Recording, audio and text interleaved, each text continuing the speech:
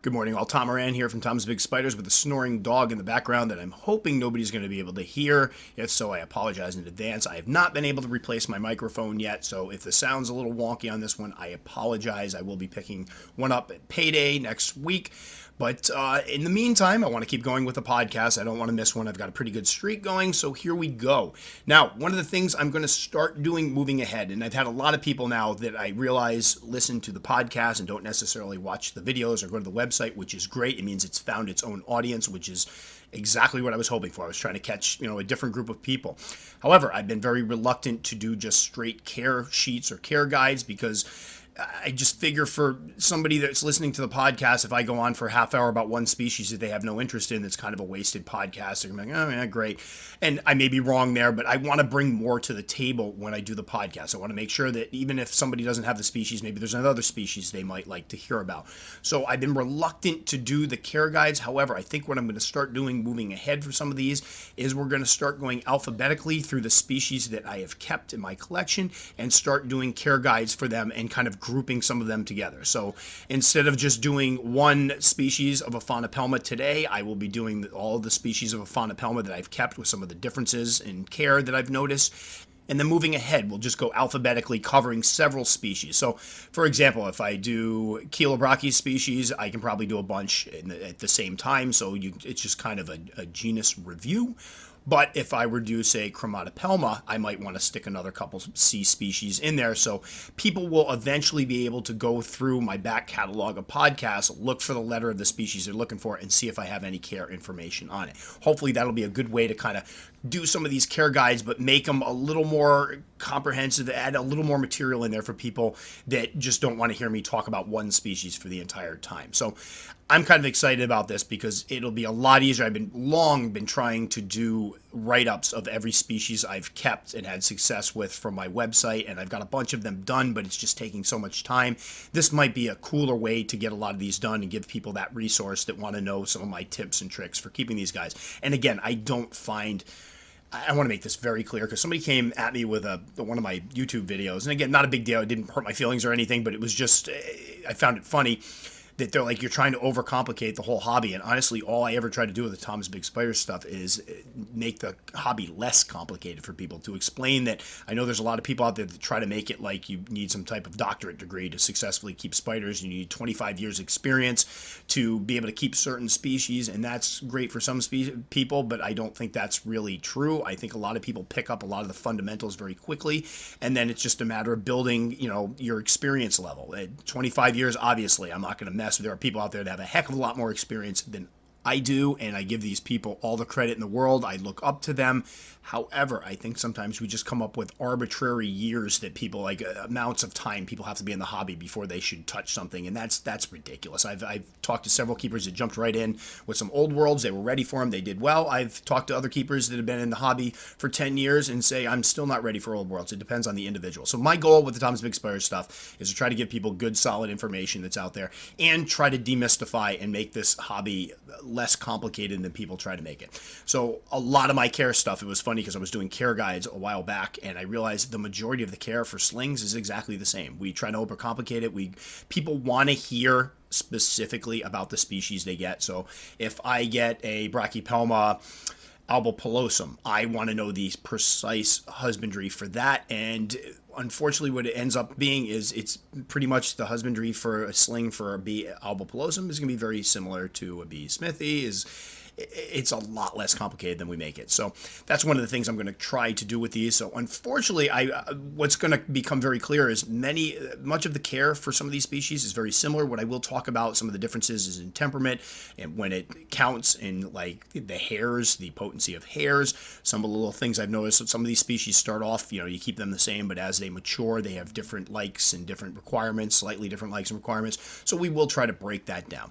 So we're going to start off with Aphonopelma, which is a genus that I basically avoided for a while because a lot of us get into the hobby, we're into the beginner species, and then we're like, oh no, beginner species are boring now. I need some of these, hot old world species, some baboons, some Poecilotheria, and we kind of shun these beginner species. Now, as far as Aphonopelma, I also shun them because many of them can be found in the United States. I'm obviously in the US. And for me, it was like, all right, why would I want to buy a spider that technically I just go drive and find? I want these exotic ones. And that was a mistake. And I've talked to other people who have done the same thing, either avoiding the Aphonopelma because they're local or just avoiding the quote unquote beginner species because they are boring. But I've gone back and started picking up a lot of the beginner species. I've got a growing Brachypelma collection, and I now have a pretty good Aphonopelma collection. So the Aphonopelmas that I currently keep, I have a Calcotus that was originally labeled as a Aphonopelma schmidti, I believe it was. It was basically considered to be its own species for a little while, but when they redid the revision on Aphonopelma species, it was rolled back into being just a color form or a regional variant of Calcotus. So that's now a Calcotus. I have a baby Calcotus, a sling. I can't believe I said baby. I never say that for spiders. A spiderling Calcotus that's about a half an inch long. I also have a subadult female Asimani. I have a couple moderatum slings. I have a couple bicoloratum slings. I have 3 Hensi slings. I have one annex young adult. I'm hoping female. We'll see after this molt. I've been waiting for this one to molt. Can't wait. And that's what I currently have for the Aphonopelma species. So those will be the ones I'll be addressing as I go through these. One thing right off the bat, and this cost me an Aphonopelma annex back in the day. I got one as a freebie, and a lot of the stuff I read online is that Aphonopelmas need it dry. They like it dry. They come from dry, arid regions of, Arizona and Texas. Well, that's not true. A lot of these species will burrow, and they find moisture under the ground, and I made a terrible mistake, and I've alluded to this before, that I read that they need to be kept dry, so I had a poor little Aphonopelma annex sling that I got as a freebie. I was really excited about it. Actually picked up just enough so that I could get this one as a freebie. And I left it in some substrate that wasn't particularly moist. I didn't keep it moist, and it just sat there, and it never ate, and never ate, never ate. I was, moistened a little corner of it, still wouldn't eat, didn't burrow, and finally it ended up dying, and I was devastated. I'm like, what did I do wrong? So I picked up another one, did the same thing, ordered again so I could get another freebie. Got this next one, same thing was happening. And what I ended up doing was taking a little hole of an eyedropper, making a little tunnel down the side between the plastic, it was in a vial, and the substrate, and I squirted some water down to the lower level. So it had a little pre-started burrow, and the lower levels were basically nice and moist. I left it, came back the next day. It had burrowed all the way down to the bottom. It had created quite an extensive burrow. I mean, it went all the way down the substrate and then around the bottom of the thing. So it had done a lot of digging that night and looked a lot more comfortable. So it hadn't eaten for me yet. I said, what the heck, I'll try feeding it. And I dropped in a roach. It immediately grabbed up the roach and ate. So that was the trick. So I had been keeping it wrong. I had read that they needed to be kept mostly dry. I was just moistening down a slight corner. And that wasn't the case. I have found that all of these right now, the Simani slings, moderatum, bicoloratum, annex, Hensi, and Calcotus, all burrowed as slings. That right across the board. They start off as really teeny tiny slings, and they will do quite a bit of burrowing. When they're in pre-molt, they will usually cover up the top of the burrow, and they will burrow toward moisture. So if you start them in a vial, I started all mine in vials, and then do what I said, basically make a little hole down the side, add some water to the bottom. That will usually encourage them to start their burrows. They will burrow down to that moisture. So please be aware, anybody that's getting these guys, that when you read stuff out there that say they can be kept dry, they can as adults. They do very well dry as adults, most of them. Although I have found that the Calcotas, some of them will appreciate a wet corner, and some of the Simani actually really like the moist substrate. A lot of them like it, some of them don't. You got to see where your spider is, and basically the trick to doing it, give them some moist substrate, see if they burrow toward it or hover around that spot. If they do, they like it. If they don't, they probably don't care either way. Just give them a water dish so they can drink out of it. But be prepared with the Aphonopelma species. The slings do start off super tiny. Usually when they're sold on the market, when you see them for sale, you're talking 1/4-inch slings sometimes. Please recognize a 1/4-inch sling is very, very small. I think a lot of us picture a 1/4-inch being bigger than it is. When you actually see it, it's a tiny, tiny spider. It's tough to spot. So I usually find with these guys, starting them in a small dram vial works very, very well. You can also use one of those 2.2 ounce souffle cups, but I really like the dram vials because it gives them a bit of depth. but not a lot of surface area. So when they dig, it's easier to see exactly where they have dug down. I can keep a really good eye on them. When you moisten the substrate, it makes it easier to see where you're putting the moisture in, that you're not flooding the burrow, because that's a problem with them sometimes. But the vials work very well for me, but something smaller, because you got to keep in mind, if you're getting an 1/8 inch sling or a 1/4 inch sling, you are talking about a spider that for many people is going to be very difficult to spot amongst substrate, especially if you're using something like cocoa fiber where the granules are a little bit bigger. They're very difficult to spot. So I start mine in vials, the little teeny tiny ones in vials. 2-ounce deli or 2.2-ounce deli cup would probably work just as well, although it gives a lot more floor space, makes it a little more difficult to spot them. I found at this size they will scavenge feed, so I will usually kill crickets or mealworms. Cut up sections of mealworms work great. Just keep in mind that if you have a 1/4 inch sling and you put like a 1/4 inch section of mealworm in there, there's a very good possibility that your sling is going to feed, fill up immediately, and not eat again. I just had somebody message me freaking out because they fed their Aphonopelma calcotus sling a large cricket. Didn't look like it ate too much of it, but immediately buried itself, and he's like, it hasn't eaten in 2 weeks. Well, that one's probably in pre-molt now. They can fill their humps, for lack of a better term, off of a large prey item. So that's something to keep in mind. Now, they will burrow. They're usually pretty good about coming up and surfacing, so I haven't had too much difficulty with these, because some species of spiders I have found that if you give them too much room to burrow, they actually stay burrowed and won't come up for food. So something to keep in mind. These guys, I haven't had any issues with that. Right now, I was checking all mine out before I started this podcast. I went in with a flashlight, and you can see all of them. They have a nice little burrow at the bottom, a little tunnel leading up to the surface, and they're all currently doing great. So I can also keep an eye on them, which is the important part. You want to be able, with spiders this small, you want to make sure that you can identify where they are at all times, especially because you're going to want to make sure you keep part of the substrate moist. And I found with the Aphonopelma species, the trick to doing that is to make sure the bottom stays moist. The top can dry out. It's not about spraying the top off. And that's where I went wrong with the first annex I had, where I was just kind of keeping the surface moist, or part of the surface moist.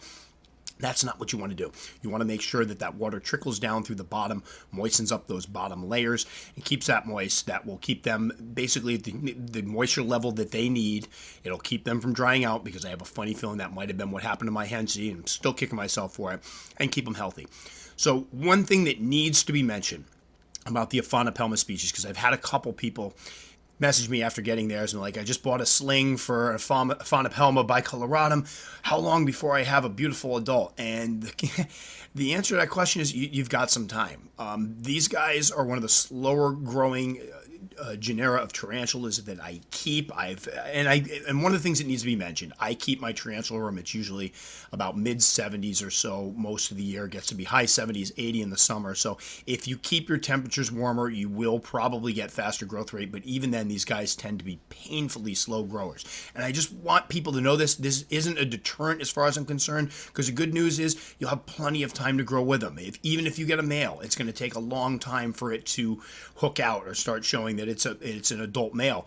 So I think people shouldn't be turned off by this, but they need to be aware of it, because it is going to be a bit of a waiting game. Now, for example, I have my original Aphonopelma calcotus that I bought as the Schmitty. Was it Superstition Mountain Tarantula, I think it was.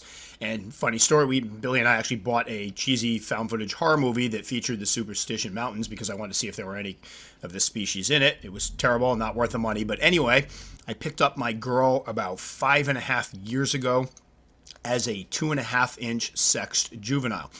And she was not a particularly good eater. She did a lot of burrowing at that size and hid most of the time. I had to pre-kill some prey for her because she was a little bit shy. Anyway, right now she just molted again, and she's pushing a whopping about 3 inches. So that's, in that amount of time, 5 years, she's gone from about 2.5 inches to 3 inches, and I'm not joking. She has been an incredibly slow grower. Part of the issue is people have noticed the Aphonopelma calcotus especially wild-caught ones. I don't know about, and unfortunately, a lot of the species that were sold several years back where people are just plucking them out of the wild, which I'm not okay with now. Back then, it didn't even occur to me. It was just like, oh, I want one of these, I'm going to pick it up.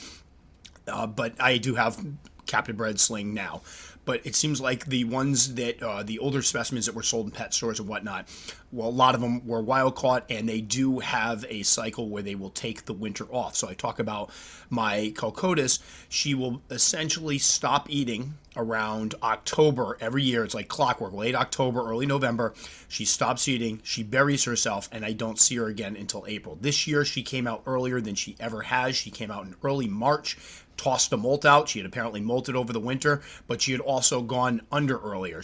I believe it was right about the maybe September, end of September. She buried herself, came back March, new set of skin, picked up a little size, but again, very slow growing. She eats well when she eats, but then she takes a lot of time off. So that's something to keep in mind with the Calcotus.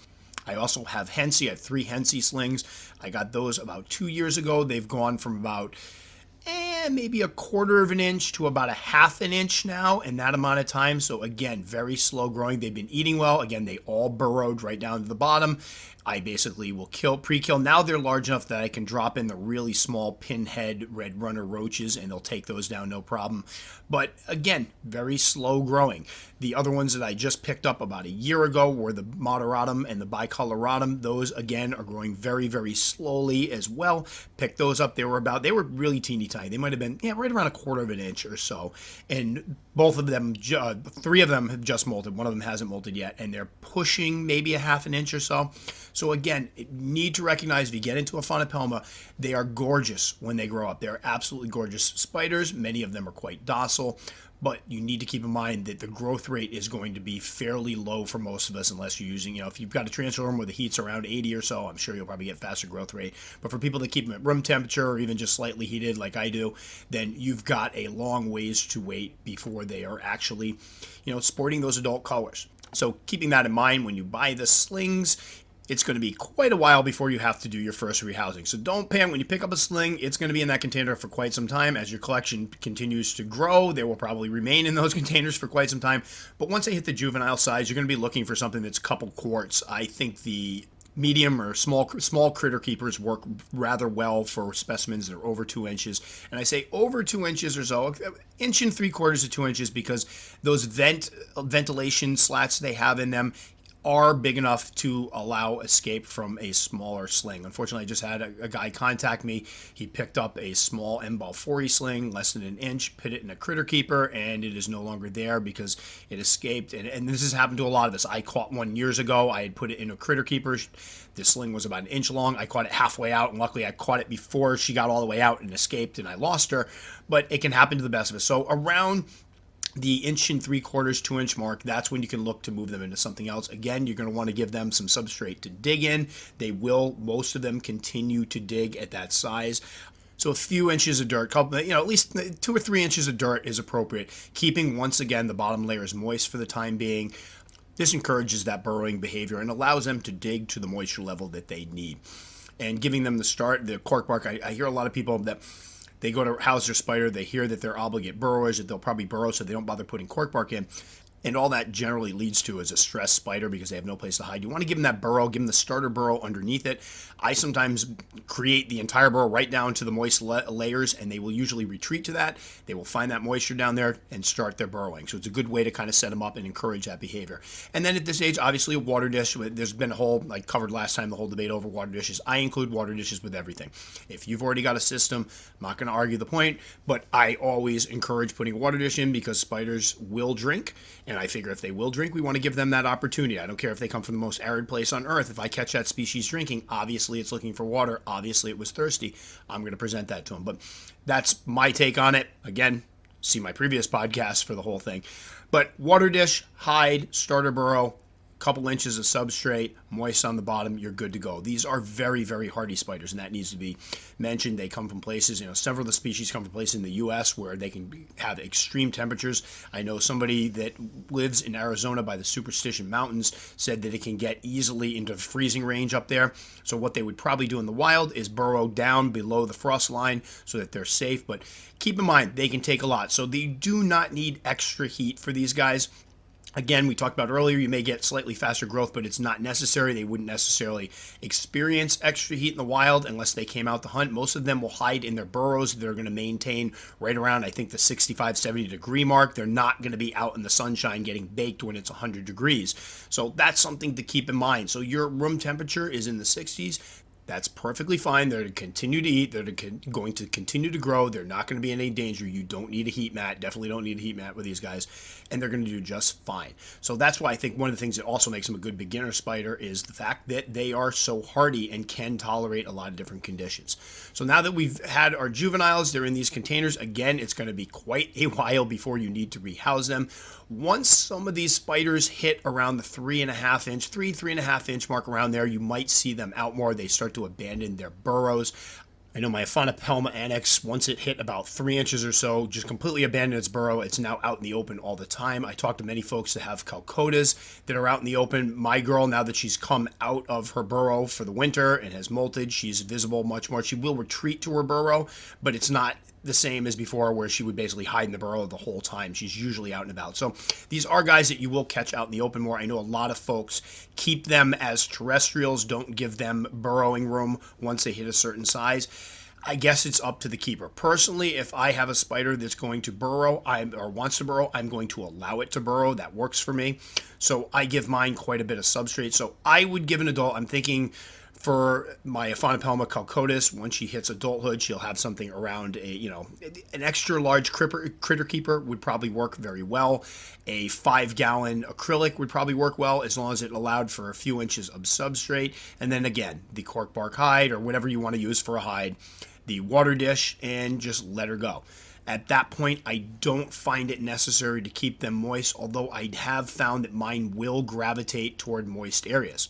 Again, the way to test that out is to give them some moist spot, moisten the bottom of the substrate, see what happens. Do they burrow to the moisture? Do they hang over the moist spot?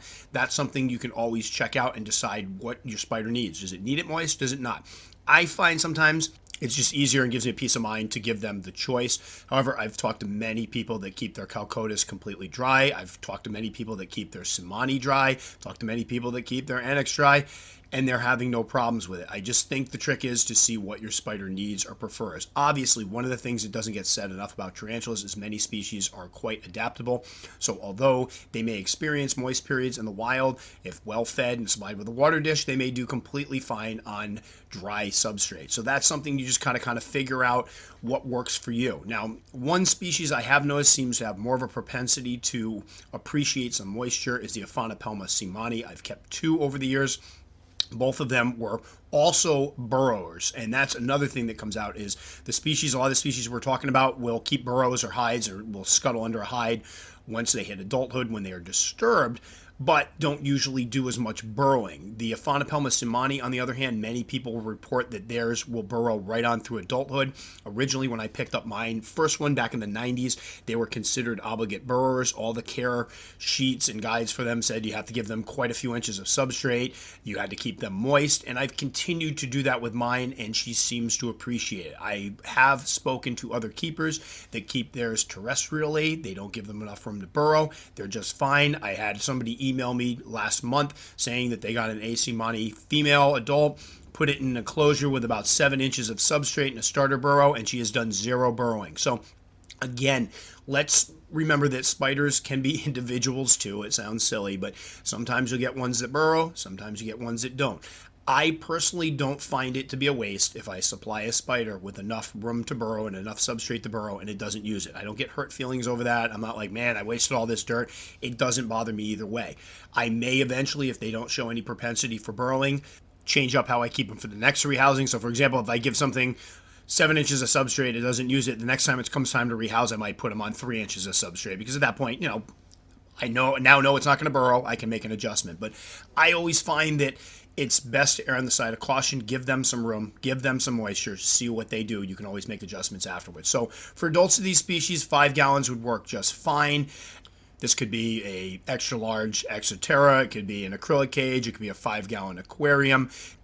It could be the plastic bins like the Sterilite, whatever you feel like you want to use something around 5 gallons. 10 gallons would work. It would definitely give them a little extra room. And if you're using a 10-gallon aquarium, again, you want to make sure you put enough substrate in so that they can't climb and hurt themselves from a fall. But again, as adults, they're very easy to care for. I found that mine are really good eaters overall, but these are spiders that you don't want to gorge. So, for example, some species you can drop as much stuff as you want. You drop in 4 or 5 crickets every week, and they do just fine. They'll keep eating.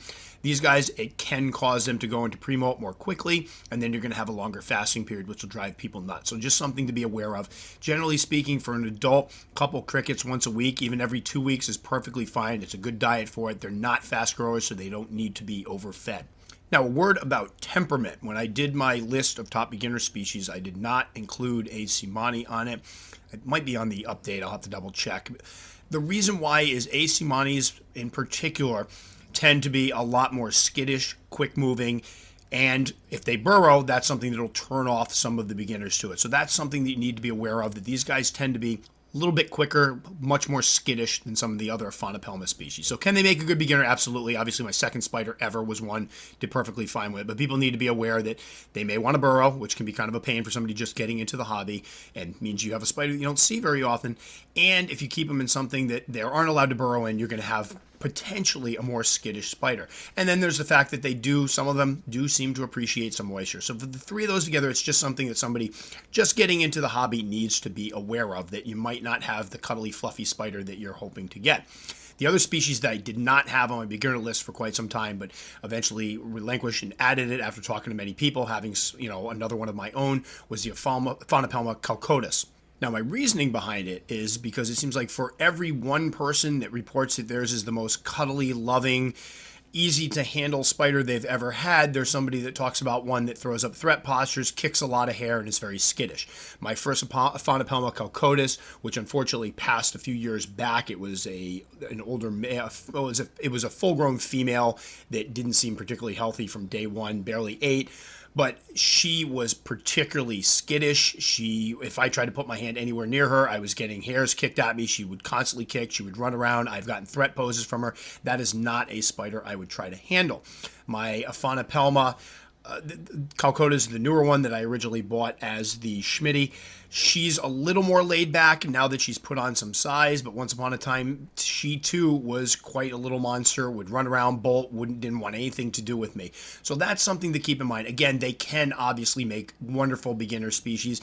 Even somebody that's beginning that gets one that's not particularly handleable, as long as they're aware of the fact to keep their hands away from it, to be careful of the hairs, it's still a very hardy spider and a good beginner. In that respect, we just need to be aware that, and I should probably do a whole podcast on this, temperaments of spiders vary from specimen to specimen. Just because I have a very docile Phormictopus cancerides does not mean that other people are going to have the same thing. It all varies. There are always the weirdo spiders that don't act like they're supposed to. You see people handling pokies that come out calm as can be. I've seen folks picking up baboons that are like, no problem whatsoever, which just walk calmly under their hand. It all differs depending on the individual specimen. We've all seen the quote-unquote beginner species, and people have ones that are just nasty. So it's something to be aware of. So anyway, not to to spend too much time on that topic, but it is important for people to understand that although some of them are very, very tame and docile, others are not. This goes for any spider, but a couple of the ones that I've had experience with, that the Aphonopelma seemanni and the Aphonopelma calcotus, that tend to end up on beginners lists, that is something that beginners should be aware of. So to encapsulate, the Aphonopelma species aren't particularly difficult to raise. A couple things to keep in mind is they do start off as super tiny. So if you're shopping around for slings, because they're such slow growers, you don't see a lot of the well-started like inch and a quarter slings offered. So usually what you're going to end up with is a 1/4 inch sling, in which case you want to keep it in something small enough like a vial so that you can keep track of it. Give it some substrate to dig in. Keep those bottom levels moist. Don't listen to the stuff online that says to keep them dry all the time. I fell for that before. That's not how it works. They will burrow in the wild to find that moisture. They will burrow in your home for the exact same reasons. So you want to make sure you give them that moisture. Make sure they stay hydrated. Again, if you pick up an inch one, and I didn't mention this earlier, but if you do find a larger specimen, you don't see a lot of them out there, you would definitely start them in something a little bit larger. So let me be very clear about that. And this is one of these species that, because they start off so tiny, you may end up having to do 2 rehousings when they're smaller. Something to think about. I know I mentioned earlier you might get away from doing a rehousing for a while, but you may actually end up doing an extra rehousing because a 1/4 inch sling and an 1 1/4 inch sling are much, much different in size. So some people, I know I find that I put mine into something around 16 ounces or so when they get to be an inch. At that point, they're probably outgrown the vials and they're ready to go on something a little bigger. And then when they hit the 2 inch mark, then you can move them off into your critter keeper or something around 2 quarts to a gallon size for a juvenile. Again, keeping some of that substrate moist, giving them some depth to burrow. And then once you get a specimen that's around 3.5, 4 inches, they're pretty much young adults. You can put them in their final enclosure. You can even do it earlier than that, honestly. But again, they tolerate a lot of different temperatures. Many of them, although they come from places where there will be moisture, will tolerate dry enclosures as long as you give them a water dish and keep them well fed. I would experiment and see what your guys prefer. If you moisten down a corner and they tend to gravitate toward it, give them a moist corner or keep the bottom levels moist. If they don't, then you're probably fine, give them a water dish. But don't just assume because you read online that your spider comes from a place where it's dry most of the year that they don't get rain, that they don't burrow to find the moisture, because that's, I think, one of the biggest issues we've had with tarantula care is not taking into account what the burrows provide. We sometimes just look at an area and go, oh, there's a dry spell for 8 months. Obviously, they do it super dry. They like it dry, but come to find out, they will burrow to find moisture underneath the ground. Same way they will burrow to avoid heat. So people a lot of times will read that these guys come from places where the heat can get 100 degrees and they think, oh, I need to really, warm things up here, put a heat lamp on, which would be terrible, or a heat map, which would be unneeded. Keep in mind, those burrows, they're all around 65, 60, I believe it's right around the high 60s as far as temperature. So if you dig a burrow deep enough, go under something, you're avoiding that hot sun.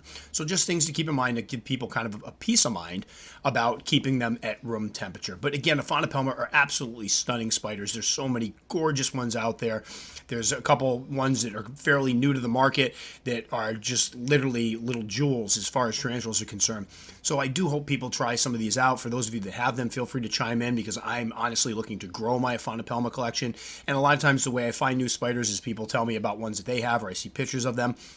Just keep in mind, again, that when you buy the slings, it's going to take a little while before you have one of those big, beautiful adults. That's something everybody needs to be aware of because, again, I don't think it's a negative. I see the tarantula hobby as a long-term hobby, and part of the fun of it is growing these things up. I have spiders that I've had for years that are now, looking like big, beautiful adults. There's a pride thing there.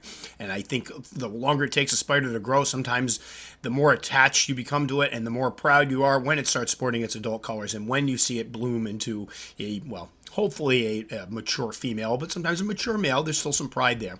So just keep that in mind when shopping for these guys. You're probably not going to find larger specimens for the most part. You're going to be finding slings, and it's going to be a long-term commitment, but one that I personally think is very worth it. So that'll do it for this one. Again, as you can see, the care of them isn't particularly difficult. They can make great beginner species. I do feel that they sometimes suffer from that beginner's stigma where people are like, I don't want these because they're boring. They're not. They're overall, if you've got patience, they're well worth it. So that'll about do it for this one. As always, you can check out my channel, Tom's Big Spiders. I got to go finish recording a video in a moment. I got to do my intro for it, so that's going to be fun. Very busy Saturday morning. But I have a lot of care videos and rehousing videos and things of that nature for people that haven't found that, because now I'm finding there are a lot of people that are finding the podcast that have no idea I have the YouTube channel or a website, Tom's Big Spiders, which, again, it seems to be my new catchphrase I got to do some work on. But it's my busy season at school, and I haven't really had as much time as I'd like to keep up with all the stuff. And so rather than get overwhelmed, I have to let certain things go. So for the time being, it's a website, but I will get back to it. So as always, thanks so much for listening, and we'll catch you all next time.